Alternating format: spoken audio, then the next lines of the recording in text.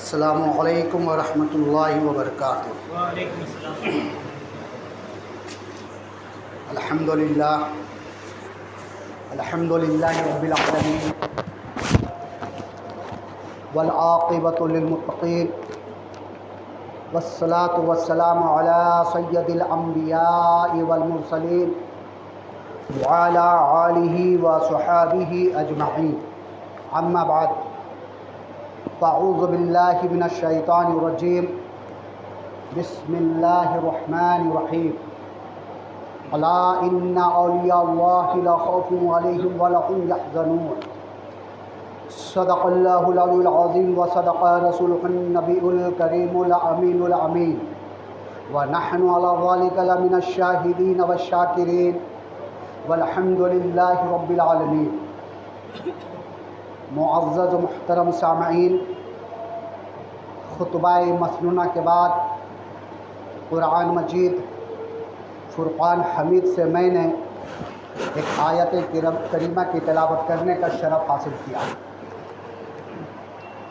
آئیے اس آیت پہ کچھ گفتگو شنید کرنے سے پہلے ہم سب مل کر آقا نامدار احمد مختار مدینہ تاجدار، ہم غریبوں کے غم گسار سید الانبیاء محمد مصطفیٰ صلی اللہ علیہ وسلم کی روح اور صلی اللہ علیہ وسلم کے بارگاہ رسالت میں جھوم جھوم کر درود پاک پڑھ لیں۔ صلی اللہ علیہ نبی الامی وآلہ صلی اللہ تعالی علیہ وسلم، صلاۃ و سلام علیک یا رسول اللہ صلی اللہ تعالی علیہ وسلم۔ ایک بار اور محبت کے ساتھ پڑھے، صلی اللہ علیہ نبی الامی وآلہ صلی اللہ علیہ وسلم، صلاۃ و سلام علیک یا رسول اللہ صلی اللہ علیہ وسلم۔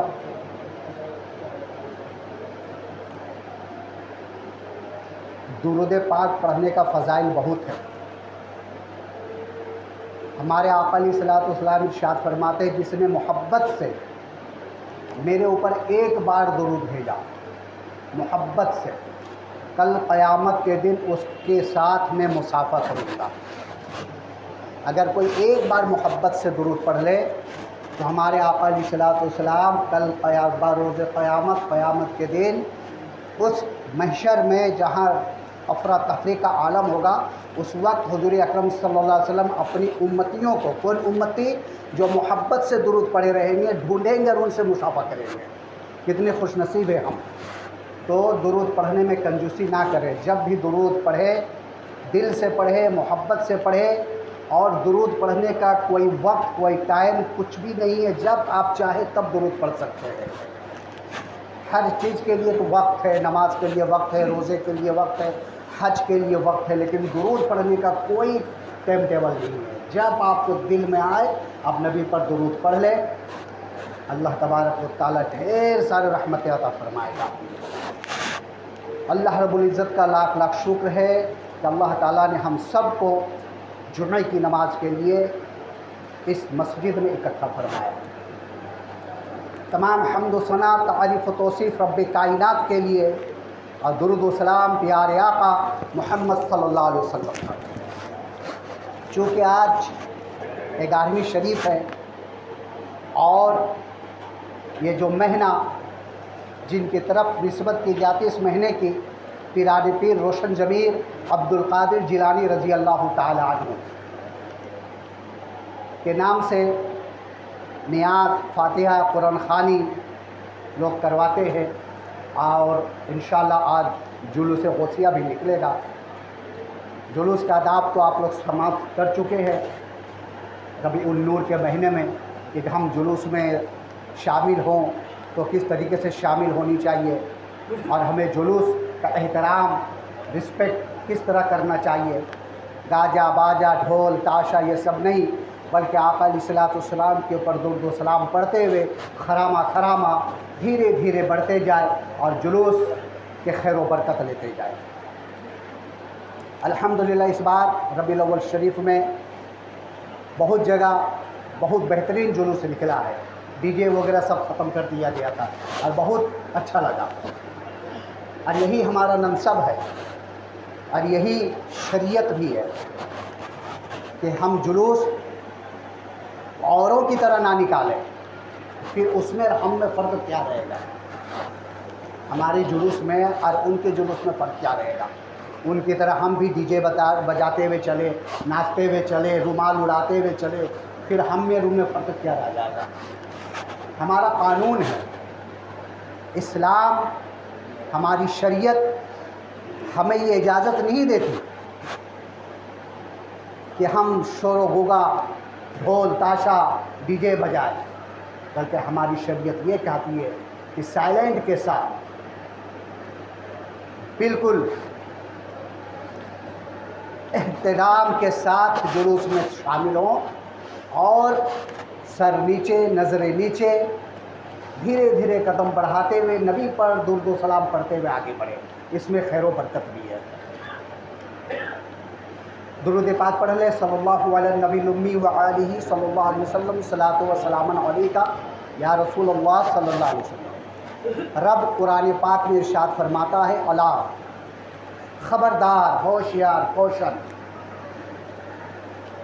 اب کون ایسا جملہ آگے آنے والا ہے جس سے پہلے رب نے الا فرما دیا، ہوشیار کر دیا، کوشن کر دیا، بیویئر کر دیا؟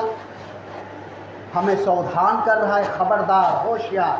انا، اس کے بعد لفظ انا آیا ہے، انا منس ہوتا ہے بے شک، جس میں کوئی شک و شبہ نہ ہو، شک و شبہ کی گنجائش وہاں نہ ہو، وہاں پہ انا لایا جاتا ہے جہاں پہ کوئی شک نہ ہو۔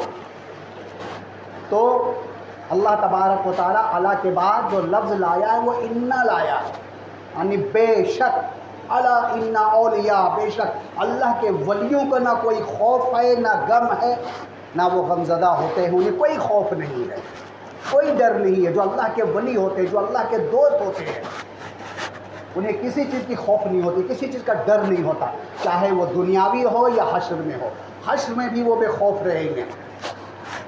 اور ولی کون ہوتے ہیں؟ جو متقی ہوتے ہیں، وہی اللہ کے ولی ہوتے ہیں، ہے نا؟ ھدی للمتقین، ہدایت متقیوں کے لیے ہے، جو متقی ہوتے انہیں کے لیے ہدایت ہے، اور وہی اللہ کے ولی بھی ہوتے ہیں، وہی اللہ کے ولی ہیں۔ اور ان تمام ولیوں میں سب سے اونچا مقام جن کا ہے وہ ہے پیران پیر روشن ضمیر عبد القادر جیلانی رضی اللہ تعالیٰ عنہ۔ ان کے کرامات آپ بہت سن چکے ہیں۔ انہوں نے مردوں کو زندہ کر دیے، انہوں نے چور کو ولی بنا دیے، انہوں نے بیماری کو، اپاہج کو ان کی دعا سے شفا مل گئی، ان کی دعا سے 12 سال کی کشتی ڈوبی ہوئی براتی سراتی کے ساتھ نکل گئی۔ لیکن کبھی غوث پاک کی حالت کے اوپر آپ نے نظر ڈالے کہ ان کی زندگی کیسے گزری ہے، یہ مقام آخر انہیں حاصل کیسے ہوئی؟ وجہ کیا تھی جو اللہ تبارک و تعالیٰ نے اتنا بڑا مقام غوث پاک کو عطا فرما دیا؟ کبھی ان کے حالات کو دیکھیں تو اپنی زندگی کس طریقے سے گزارے ہیں۔ پیدائش سے لے کر 91 سال تک زندگی رہی ہے حضرت غوث پاک رضی اللہ تعالیٰ نے۔ بچپن میں 471 ہجری میں اس دنیا میں پیدا ہوئے، پہلا رمضان مبارک کا مہینہ، پیدا ہوتے ہی روزہ رکھنا شروع کر دیے، دن بھر ماں کا دودھ نہیں پیتے تھے، اور جب مغرب کا وقت ہوتا روزہ کھولنے کے وقت تب دودھ نوش فرماتے تھے۔ آتے ہی دیکھیے ولایت کا مقام کیا ہوتا ہے۔ جب 5-4 سال کے ہو گئے، مکتب میں گئے، استاد بولے پڑھو بسم اللہ الرحمن الرحیم، حضرت جو جانو بیٹھ کر بسم اللہ الرحمن الرحیم پڑھے، اس کے بعد الحمدللہ شروع کیے، الف لام میم شروع کیے، سیاقول شروع کیے، تلک الرسول شروع کیے، حتیٰ کہ 18 پارہ تک پڑھتے گئے، الحمد ختم، الف لام میم ختم، سیاقول ختم، تیسرا پارہ، چوتھا پارہ، پانچواں پارہ پڑھتے گئے۔ عمر کیا ہے؟ 5 سال۔ یہ اللہ کی عطا ہے۔ اور وجہ کیا ہے؟ یہ عطا، آم کے درخت میں آم اگتے ہیں اور املی کے درخت میں املی کا پھل آتا ہے۔ آپ کبھی املی کے درخت میں آم چاہیں گے تو کبھی نہیں حاصل کر سکتے، اور آم کے درخت میں املی چاہیں گے تو حاصل نہیں کر سکتے۔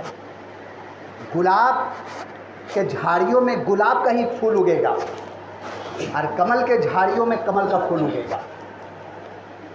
آخر غوث پاک رضی اللہ تعالیٰ عنہ کو یہ مرتبہ حاصل کیسے ہوا؟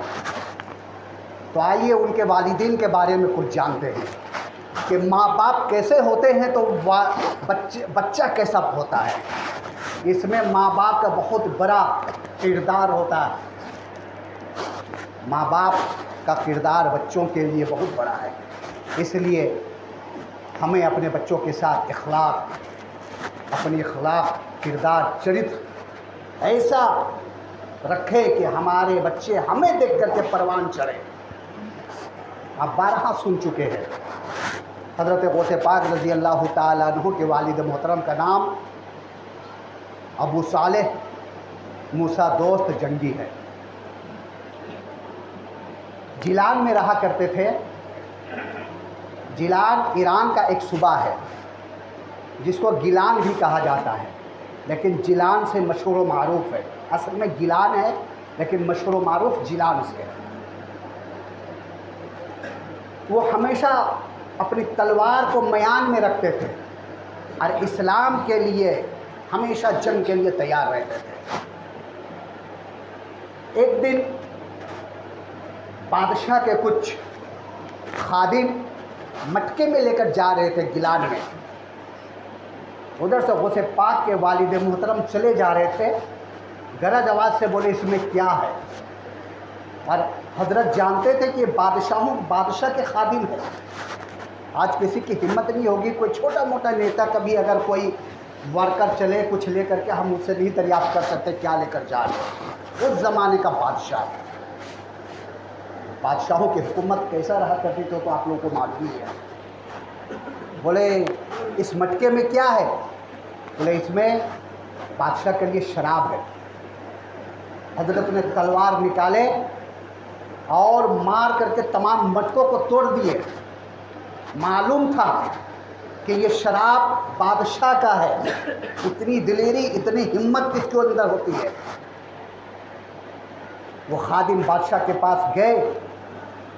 بادشاہ بولا شراب کیا؟ وہ مٹکے کہاں ہے؟ بولے ابو صالح جنگی موسیٰ دوست نے تمام مٹکوں کو توڑ دیے۔ بولے ان کو بلاؤ۔ حضرت آئے بادشاہ کے دربار پہ۔ بولے تجھے معلوم نہیں کہ یہ شراب کس کا تھا؟ تمہاری ہمت کیسے ہوئی مٹکے توڑنے کی؟ حضرت ابو صالح موسیٰ جنگی دوست کہتے ہیں یہ میرے اللہ کا حکم ہے، اور میں وہی کام کرتا ہوں جو میرے خدا نے ہمیں حکم دیا ہے۔ شراب ہماری شریعت میں، ہمارے اسلام میں حرام ہے، حرام ہے۔ اور آپ شراب پی کر کے حکومت کیسے کریں گے؟ شراب پی کر کے آپ نشے میں ڈوب جائیں گے اور پھر حکومت کی تربیت ہو جائے گی۔ پھر عوام کا حالت کیا ہوگا؟ عوام کہاں جائیں گے؟ ان کی دلیری دیکھ کر کے بولے کام کرو، تم ہمارے مسئلے خاص بن جاؤ۔ بولے نہیں، ہمیں اللہ نے اپنے کام کے لیے رکھا ہے، اپنے ڈیوٹی کے لیے رکھا ہے، میں وہی کام کروں گا۔ تمہارے کام کے لیے میں یہاں نہیں آیا ہوں۔ اور وہاں سے نکلے اور پھر کہیں جنگ کے لیے چلے گئے۔ واپسی میں بھوک بہت لگی تھی حضرت کو، دریا میں بیٹھ کے وضو بنانے کے لیے دیکھے ایک سیب بہتا ہوا آ رہا ہے۔ بھوک کی شدت کی وجہ سے سیب لیے اور کھا گئے۔ کھانے کے بعد ان کے نفس نے پکارا اے ابو صالح یہ تو نے کیا کیا؟ کل قیامت کے دن جب رب کائنات تو سے سوال کرے گا کہ تم کس کی اجازت سے وہ سیب کھایا تھا، اس کا مالک کون تھا، تو تم جواب کیا دو گے؟ آج ہم نہ جانے کتنے حرام لقمے کھا لیتے ہیں، لیکن ہمارا نفس کبھی ہمیں پکار کر نہیں کہتی کہ یہ تم کھا رہے ہو، کل رب کی بارگاہ میں تجھے کھڑا ہونا ہے، حساب و کتاب دینا ہے، اس وقت تم رب کی بارگاہ میں جواب کیسے دو گے؟ ہمارا مال کہاں سے آ رہا ہے ہمیں کچھ معلوم نہیں، حرام کا ہے حلال کا ہے، بس مال آنا چاہیے، چاہے جہاں سے بھی آ جائے۔ غور و فکر ہم نہیں کرتے. حرام ایک لقمہ بھی اگر ہمارے جسم کے اندر چلا جائے، ایک دانہ بھی چلا جائے، اور حلال کا ہو، تمام حلال چیزوں کو وہ حرام کر دیتی ہے وہ چیز. اس لیے ہمیں سوچ سمجھ کر کے قدم بڑھانا چاہیے کہ جو ہمارے پاس مال آ رہا ہے وہ ہمارے لیے حلال ہے یا حرام ہے. دیکھیے شریعت کے حساب سے جائز تھا کھانا، لیکن متقی اسی کو کہا جاتا ہے کہ ہر چیز میں کھوج بین کرے. ہدی للمتقین، یہی متقی ہیں، متقین ہیں، یہی لوگ ہیں جو ہر چیز میں کھوج بین کرتے ہیں کہ آخر یہ ہمارے لیے حلال ہے یا حرام ہے. اب ابو صالح جنگی رحمۃ اللہ علیہ وہاں سے چلے کہ دریا سے بہتا ہوا آ رہا ہے تو شاید سیب کا باغیچہ دریا کا کنارہ ہی ہوگا. چلتے چلتے چلتے چلتے جب شام ڈھلنے کو تھا پہنچے تو کیا دیکھے کہ باغیچہ دریا کے کنارے سیبوں کا باغ ہے. اندر گئے، وہاں دیکھے ضعیف العمر انسان بیٹھے ہوئے ہیں. سلام کیے، وعلیکم السلام، ہاں نوجوان کیسا آنا ہوا؟ بولو حضور اس کا مالک کون ہے؟ اس باغیچے کا مالک کون ہے؟ بولے اس باغیچے کا مالک میں ہی ہوں. بولو کیا کام ہے؟ بولے حضرت آپ کے باغیچے کا ایک سیب میں نے کھا لیا، بہتا ہوا آ رہا تھا دریا میں، مجھے بھوک لگی تھی اور میں بغیر اجازت وہ سیب کھا لیا، اسی کی معافی کے لیے آیا، آپ مجھے معاف کر دو. بتائیے، سوچنے کا مقام ہے. ایسی حیثیت کا مقام نہیں ملا. آج ہمارے بچے لاپرواہ کیوں ہو گئے ہیں؟ ہمارے بچے دین سے کیوں بھٹک گئے ہیں؟ ہمارے بچے راہ راست میں کیوں نہیں ہیں؟ اس لیے کہ ہم نہیں ہیں. خود ہم نماز نہیں پڑھتے، بچوں کو بولو گے نماز پڑھو. خود ہم سگریٹ پئیں گے، بچوں کو بولیں گے سگریٹ نہ پیو. ایسا ہو سکتا ہے؟ خود ہم موبائل میں لگے رہیں گے، بچوں کو بولیں گے موبائل نہ دیکھو. ایسا ہو سکتا ہے کبھی؟ پہلے خود عمل کرو پھر بولو. بغیر عمل کا کوئی کام آپ کی نہیں سنی جائے گی، کوئی بات نہیں سنی جائے گی. تو پہلے خود کیجئے. دیکھیے غوث پاک رضی اللہ تعالیٰ عنہ کے والد محترم ایک سیب کے لیے معافی کے لیے گئے. اب وہ جو بزرگ بیٹھے ہوئے تھے عبداللہ سمعی، وہ بھی بہت پہنچے ہوئے ہستی تھی، تاڑ گئے. ایسا نوجوان آج کے دور میں، اور اس وقت کے حالات، آج جو حالات ہیں نا اس سے بھی بدتر حالات تھے. جس وقت غوث پاک رضی اللہ تعالیٰ نے اس دنیا میں تشریف لائے تھے اس سے بھی بدتر حالات تھے اس وقت. آج فلسطین میں کیا ہو رہا ہے اس وقت بھی وہی ہو رہا ہے. یہودیوں اور نصرانیوں کی حکومت تھی، چن چن کے مسلمانوں کو مارا کرتے تھے. اس سے بھی بدتر حالات تھے اس وقت. بولے حضور معافی دے دے. بولے اچھا، ایک سیب بہتا ہوا کھایا، اس کے لیے اتنا دور سے یہ چل کے آیا؟ یہ کوئی ایسا ویسا انسان نہیں ہے. تاڑ گئے.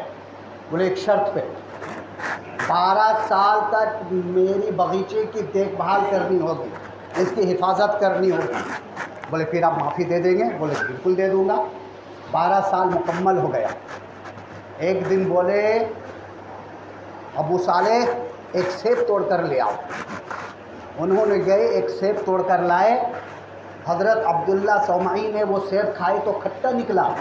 بولے تم 12 سال سے ہو اس باغیچے کے دیکھ بھال کر رہے، تجھے معلوم نہیں ہے کس درخت کا کون سا سیب میٹھا ہے اور کون سا کھٹا ہے؟ بولو حضور آپ نے کھانے کی اجازت نہیں دی تھی، صرف دیکھ بھال کرنے کی اجازت دی تھی. جس دن سے میں اس باغیچے میں ہوں آنکھ اٹھا کر بھی نہیں دیکھا ہوں درخت کی طرف کتنا سیب ہے یا نہیں ہے. ایک سیب کی وجہ سے 12 سال کی خدمت کرنا پڑ رہا ہے، اور بغیر اجازت اور سیب میں کھا لیتا تو اس کا حاصل کیا ہوتا؟ یہ ہیں اللہ والے، یہ ہے متقی، یہ ہے پرہیزگار. ان کی نسل سے اولادیں پیدا ہوتی ہے تو غوث پاک، ایسی نسل سے بچے پیدا ہوتے ہیں تو اللہ کے ولی بنتے ہیں. ایسی نسل سے نسل چلتی ہے، وہ متقی ہوتے ہیں، پرہیزگار ہوتے ہیں. اب بولے سنو، ایک شرط اور ہے، اگر تم اسے منظور کر لو تو میں معاف کر دوں گا. بولے جی حضور کیا شرط ہے؟ بولے میری ایک بیٹی ہے، اس سے تجھے نکاح کرنا ہوگا. بولے ٹھیک ہے کر لیں گے. بولے ٹھیک ہے کر تو لوگے، لیکن اس کے بارے میں سن تو لو، جان تو لو، میری بیٹی ہے کیسی؟ بولے جی حضور بتائے. میری بیٹی آنکھ کی اندھی ہے. میری بیٹی آنکھ کی اندھی ہے. میری بیٹی کان کی بہری ہے، میری بیٹی ہاتھ کی لولی ہے، میری بیٹی پیر کی لنگڑی ہے، آل ٹوٹل ہینڈی کیپ، پورے طریقے سے اپاہج ہے، نہ دیکھ سکتی ہے، نہ سن سکتی ہے، نہ بول سکتی ہے، نہ کچھ دے سکتی ہے، نہ چل سکتی ہے۔ کیا کرو گے بولو؟ اب یہ زندگی کی سوال ہے، شریک حیات کی سوال ہے۔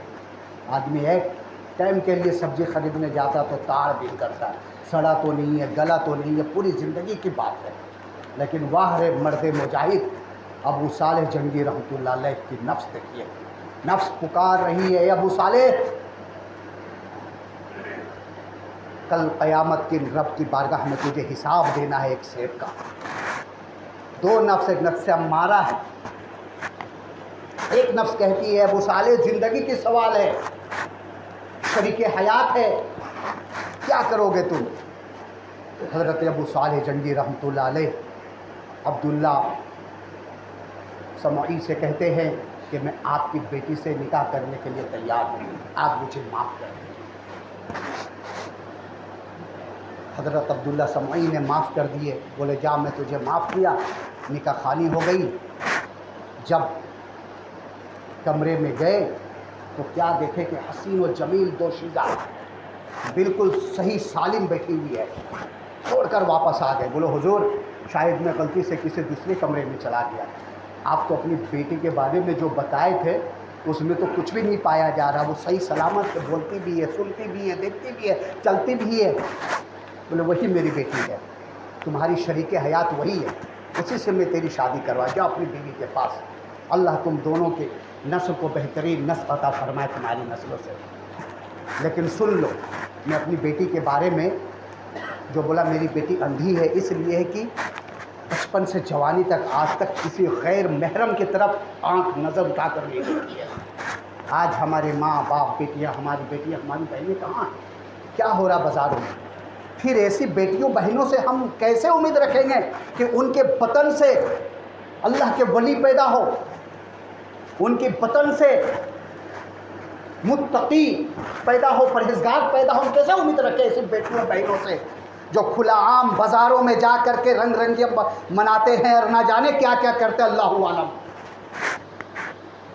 وہ ایک بیٹی تھی ام الخیر، حضرت غوث پاک رضی اللہ تعالیٰ عنہ کے والد محترمہ، جن کے والد محترم بیان کر رہے ہیں، میں نے اندھی اس لیے بولا کہ میری بیٹی اپنی نظر سے کبھی غیر محرم کو نہیں دیکھی، کبھی غیر محرم کی طرف نظر نہیں اٹھائی۔ کانوں کے بہری اس لیے کہ کبھی غیر محرم کی آواز ان کے کانوں میں نہیں پڑی، گونگی اس لیے کہ کبھی غیر محرم سے بات چیت نہیں کی، اپنے ہاتھ سے کسی کو کچھ نہیں دی غیر محرم کی طرف، اس لیے وہ لنگھی ہے، اور اپنے چوکھٹ سے کبھی پیر باہر نہیں نکالی، اس لیے وہ لنگڑی ہے۔ اللہ اکبر۔ آج ہم اپنے حالات دیکھیں، گھر کے ماحول دیکھیں، ہمارے گھر کا ماحول آج کیا ہے، ہم کس ماحول میں جی رہے، ہمارا ماحول کیسا ہو گیا ہے، کلچر کیا آ گئی ہمارے اندر، انگریزوں کی، یہودی اور نصرانیوں کی۔ پھر ہم چاہیں گے کہ ہماری اولاد ہمیں سنیں، ہماری اولاد ہماری سنیں، کہاں سے سنیں گے ہماری؟ کیا ہم اپنے آپ کو سنوارنے میں لگے؟ ہمارا اخلاق ہے ایسا ابو صالح جنگی رحمۃ اللہ علیہ کی طرح؟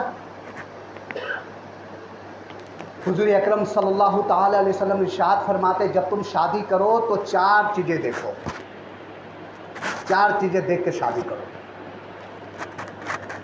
خاندان، خوبصورتی اور دولت، 3 چیز، اور سب سے بڑی چیز جو ہے وہ ہے دینی، کہ اس کے اندر دینی تعلیم کتنی ہے، شریعت کے کتنی پابند ہے۔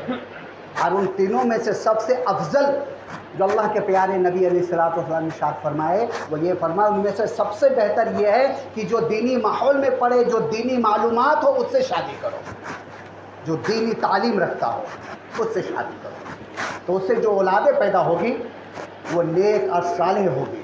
اس لیے کہ آقا علیہ الصلوۃ والسلام ارشاد فرماتے ہیں کہ سب سے پہلا مکتب، سب سے پہلا اسکول جو ہے وہ ماں کی گود ہے. ماں کی گود سب سے پہلا اسکول ہے، سب سے پہلا مکتب ہے. اور پھر غوث پاک رضی اللہ تعالیٰ عنہ اور ابو صالح جنگی رحمۃ اللہ علیہ ملتے ہیں، تو اسی سے ہمارے غوث پاک عبد القادر جیلانی رضی اللہ تعالیٰ عنہ اس دنیا میں تشریف لاتے ہیں، اور لاتے ہی روزہ رکھنا شروع کر دیتے ہیں. جیلان میں پڑھنے کے بعد امی حضور سے کہتے ہیں کہ میں بغداد جانا چاہتا ہوں پڑھنے کے لیے. ان کے والد محترم بچپن میں ہی انتقال کر گئے. والدہ کہتی ہے وہاں کوئی نہیں ہے، لیکن 80 درہم ہے، 40 تمہارا ہے، 40 تمہارے بھائی کے لیے ہے، یہ تمہارے آستین میں سل دیتا ہوں. اور کچھ نصیحتیں کرتی ہے، اور نصیحت کرنے کے بعد کہتی ہے بیٹا کچھ بھی ہو جائے جھوٹ کبھی مت بولنا، ہرگز جھوٹ مت بولنا. اور قافلہ کے ساتھ بغداد کے جانب پڑھنے کے لیے نکل جاتے ہیں. راستے میں 60 ڈاکوؤں نے لوٹ مار چالو کر دیا. تماموں کا جتنا سامان تھا لوٹ لیے. غوث پاک رضی اللہ تعالیٰ عنہ کے عمر شریف 12 سال یا 13 سال ہے. کہتے تمہارے پاس کیا؟ بولے میرے پاس 40 درہم ہے. کسی کو یقین نہیں ہوتا ان 60 میں سے، لیکن اپنے سردار کے پاس جاتے کہتے ایک بچہ ہے جو کہتا ہے میرے پاس 40 درہم ہے، بولے اس کو پکڑ کے لاؤ. حضرت غوث پاک کی عمر 12 سال 13 سال ہے. حاضر ہوتے سردار پوچھتا کیا ہے بچہ بولو؟ بولے ہمارے پاس 40 درہم ہے. کہاں ہے؟ بولے ہماری آستین میں امی نے سل دی ہے. آستین کو اتھوڑا گیا، وہاں 40 درہم نکلے. سردار دیکھ کر تعجب کیا کہ ہم سے تو لوگ اپنے مال کو چھپاتے، بچہ تو اپنے مال کو تو چھپانا چاہیے، تجھے تو معلوم ہے ہم لوگ لٹیرے ہیں، تمہارے مال کو لوٹ لیں گے، پھر تم سچ کیسے بولے؟ حضرت بڑے پیر روشن ضمیر عبد القادر رضی اللہ تعالیٰ عنہ فرماتے سنو، جب میں گھر سے نکل رہا تھا تو میری امی نے مجھے نصیحت کی تھی بیٹا جھوٹ مت بولنا. تو میں اپنی ماں کی بات کو کیسے ٹھکراتا؟ میری ماں نے کہی تھی جھوٹ مت بولنا، تو میں تمہارے پاس جھوٹ کیسے بولتا؟ اس وقت جو ڈاکوؤں کا سردار تھا کہا اے بچہ تو اپنی ماں کی بات کو نہیں ٹھکرا رہا ہے. رب قدیر ہم سب کو منع کیا ہے کہ چوری نہ کرو، ڈکیتی نہ ڈالو، جھوٹ مت بولو. ہم رب قدیر کی باتوں کو نہیں مان رہے ہیں، رب کی باتوں کو ٹھکرا رہے ہیں. لاؤ تمہارے ہاتھ کو پر آج ہم توبہ کرتے ہیں. اور 13 سال کی عمر میں تمام 60 کے 60 ڈاکوؤں نے غوث پاک رضی اللہ تعالیٰ عنہ کے ہاتھ پہ ہاتھ رکھ کر کے توبہ کیے، اور جتنے تھے سب کے سب اللہ کے ولی ہو گئے. یہ ہے سچ بولنے کی انعام. آج ہم جھوٹ پہ جھوٹ بولتے ہیں اور بچوں کو بھی سکھاتے ہیں. فون آتا ہے بول دو ابا گھر میں نہیں ہے، اور وہ مذاق بھی کچھ ہو جاتا ہے. ایسا ہو جاتا ہے بچہ گھر پہ جا کے باہر کہتا ہے جو آتے ہیں ابا بولیں گھر پہ نہیں ہے. جب ہم خود بچوں کو جھوٹ بولنے کے لیے سکھا رہے ہیں، پھر اس بچے سے ہم کیا امید رکھیں گے میرے بھائیوں؟ وقت ہو چکا ہے غوث پاک رضی اللہ تعالیٰ عنہ کہ اگر سوانح حیات پہ بولا جائے تو نہ جانے کتنے دن اور راتیں گزر جائیں گے. اللہ تبارک و تعالیٰ ہم سب کو غوث پاک رضی اللہ تعالیٰ عنہ کے نقش قدم پر چلنے کی توفیق و رفیق عطا فرمائے، اور ہم سب کو ان کی باتوں پہ عمل کرنے کی توفیق و رفیق عطا فرمائے. استغفار استغفر اللہ ربی بالکل بات کو بولے آپ کو